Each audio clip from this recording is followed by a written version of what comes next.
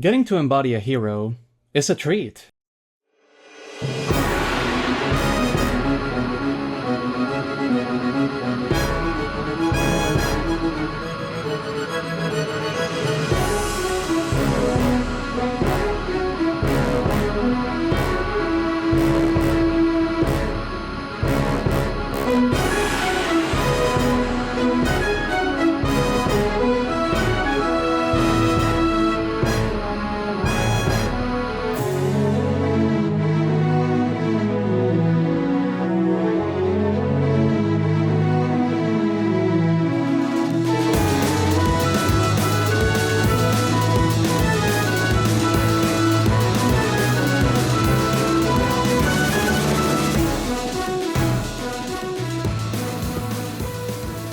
Isn't it? It's been said time and time again that a big part as to why we as humans gravitate towards fiction is to experience all those extreme emotions that in our modern day-to-day life we have forgotten. Have you ever had to hunt down your food? Have you ever had to look for shelter during the night, fearful of the predators that might want to eat you? Have you ever been an expert swordsman? Have you killed a man? I can't speak for you, but my answer to most of these questions is no. But when I go watch an action movie, or play a survival game, or read a romance book, it's because I'm interested in getting a taste of what those experiences are like, but without putting my well-being in danger. I'd rather not be mauled to death by a bear, but it's fun to fantasize about what I would do in that situation. I don't like getting my heart broken, but romance stories can speak to me because I can relate to those emotions thanks to my own experience. Not to say this applies equally to anyone, just using myself as an example. And usually, when we are witnessing a fictional story, be it in theater, film, or gaming, we have one pair of eyes with which we see the world. I'm of course talking about the protagonist, the main character, usually the hero of the story. From Odysseus to Optimus Prime, there's been many different ways in which a hero can be written, either a conniving trickster, a symbol of hope, a fighter with an unbreakable spirit. However you like your protagonist, be it moral or grey, what most stories have in common is that the main character we follow is someone with goals that we can agree on. Let's actually talk about games now. Like the medium itself, video game protagonists had very humble beginnings. One of the most iconic and older video game protagonists, Pac-Man, had a very simple goal: eat all the pellets and survive the ghosts. But to call him a character would be a bit of a stretch, don't you think? Over time, characters in games started becoming more complex, detailed, with backstories that inform their actions and goals they want to achieve, personal grievances and develop relationships, basically anything that makes a character feel like a person. And one very effective way of making a character feel real is giving them flaws. Addictions, emotional issues, shortcomings real people have, because when we deal with the extraordinary is when we most definitely need some normal to keep the story grounded. Kinda like how the Guardians of the Galaxy movies are wacky space adventures but have a very realistic understanding of character conflict.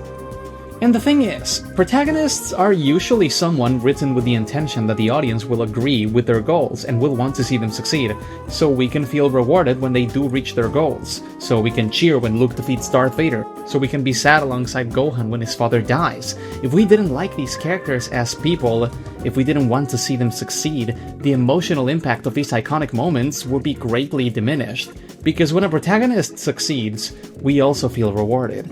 And the feeling in video games is exponentially higher, because we weren't just watching Link defeat Ganondorf. We are Link defeating Ganondorf. We are the knight saving Hallownest from the infection. We are the righteous hero who saves the world and gets a happy ending. But what if we're not playing as a hero, but as a monster? Usually we play as characters that are heroic, selfless, strong, someone willing to risk everything to protect others. And this makes sense, since the player is meant to be motivated to follow through with their character's actions. However, there's an element to this that I neglected to mention before, which is the illusion of choice. Because yes, video games are way more interactive than most other mediums. If you never move Link, he never exits his house. But as much as Ocarina of Time allows you to choose a particular action, some dialogue and how to tackle certain situations, the game will always end with Link defeating Ganondorf. The story remains the same. So in a way, you're not choosing to be the hero. More so, you're forced to. And that's usually fine. When you play a Zelda game, you're playing with the intention of being a hero and defeating Ganon. This is what you signed up for. It's the job. You want to do this. Which is why I'm fascinated by those games that instead of giving you the role of the hero, they force you to play the role of the villain. I will now discuss mouthwashing.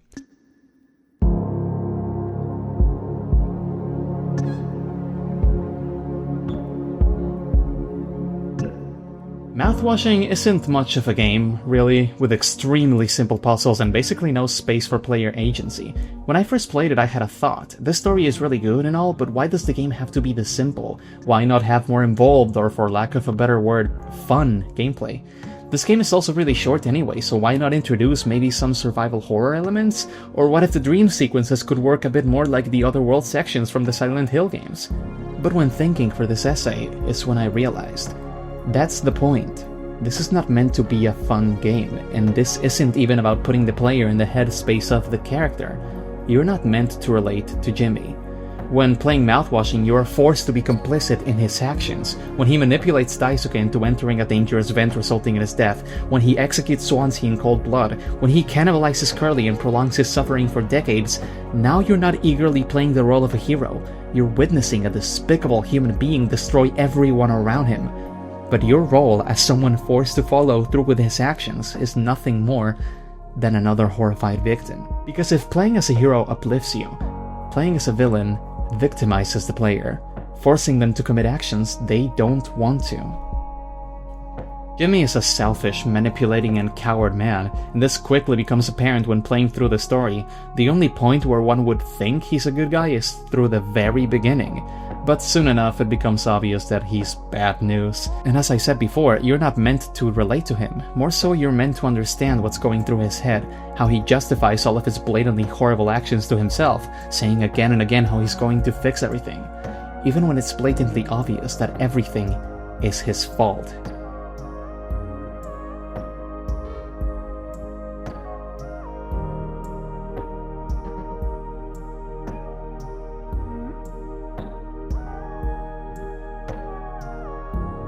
But let's talk about a different example. Someone who never acts out of selfishness, greed, or personal desire. Rather, someone who is incapable of understanding the consequences of his own actions. And that person is you! When you're playing Spec Ops: The Line. Do I really need to warn for spoilers every time? Oh, America, land of the free, land of opportunity, a standing monument to the greatness of humanity, always willing to send their brave troops to ensure that peace and order are maintained throughout the world. These soldiers are exemplary individuals of what heroism means, ready to travel the globe to save people that they've never met, just to make the planet a better place. It's what you probably think this game has to say when first looking at the playable character. You are Martin Walker, brave American soldier tasked with helping the residents of a devastated Dubai. They have no water, food, or supplies. But rest assured, the Americans are here to help. But why are they shooting at us? We need to fight back. Oh, so these are terrorists trying to take over the city thanks to the chaos the storm caused. The American soldiers that were previously stationed here are somewhere and we need to find them, and then they start shooting at us. So we need to fight back. And oh, there's too many of them. We need to get through this place. Let's use the white phosphorus. It's the only way to save the civilians. Little by little, your actions as Walker become less and less justifiable. First, it's self-defense, then it's what you needed to do to stop the terrorists, then it's actually that the American soldiers were enslaving the civilians. But one of the soldiers, while dying of chemical burns, says, "We were helping." These people were protecting the civilians, and at this point, Walker doesn't even bother trying to find a reason as to why his actions are justified. Because it's not even his fault, or so he says. This is all the 33rd Battalion's fault. You came here thinking you would be the brave American hero who would save the dying city of Dubai, because that's usually how these military shooters go, bombing the enemies and doing a bunch of cool shit along the way. But here, the reality of this slowly sets in. This soldier isn't a hero willing to sacrifice everything to protect the innocent.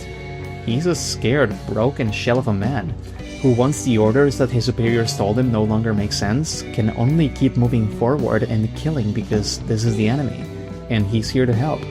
So, naturally, everyone who gets in his way is a villain, and they must be disposed of. But at the end of the story, there's no more lying. These are not terrorists, rather people who lost everything and are scared and confused, seeing foreign troops going to their city and threatening their lives. Of course they'll fight back. Because you killed countless people, destroyed the water supply, and killed civilians, and all of that to get to a man who is not even there, because you'd rather destroy everything than admit that you were wrong. Spec Ops: The Line employs an interesting trick because it presents itself as having a moral protagonist, someone whose role you'd want to embody. So when playing, you see yourself as playing the role of Martin Walker, which makes it so by the time everything is revealed, you're not just hating a character for being evil, you regret your own actions because you did all of this with a smile on your face, and by the time you could have realized that you were wrong, it was too late. So the only person that you're a victim of is yourself. There are multiple endings here too, but I won't talk about them because how you choose to end the game speaks about you as an individual, and also because if this is something that might seem interesting to you, go play the game.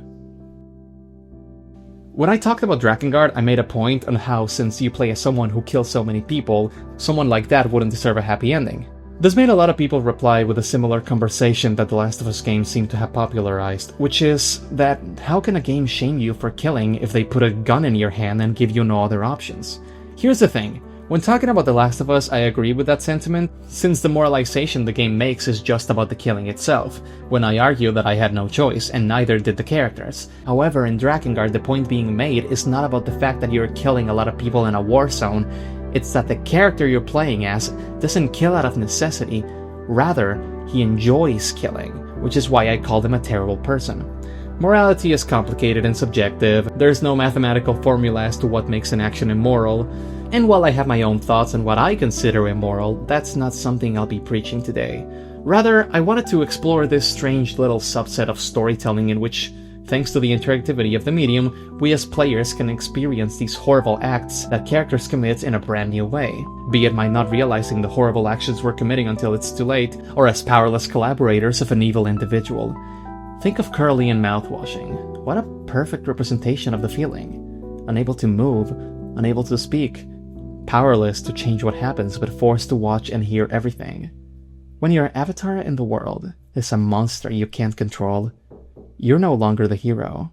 You're just another victim.